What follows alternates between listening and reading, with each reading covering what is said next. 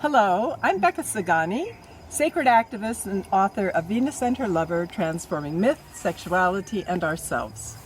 I'm Susanna O'Loon, passionate permaculturalist and community catalyst, and we're here sending out a transmission of hope and inspiration from Vilcabamba, Ecuador.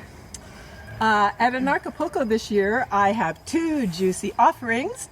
One will be my talk about tantric principles and how they can support the expression of one's sovereign will in the face of adversity, because we're in pretty hard times now.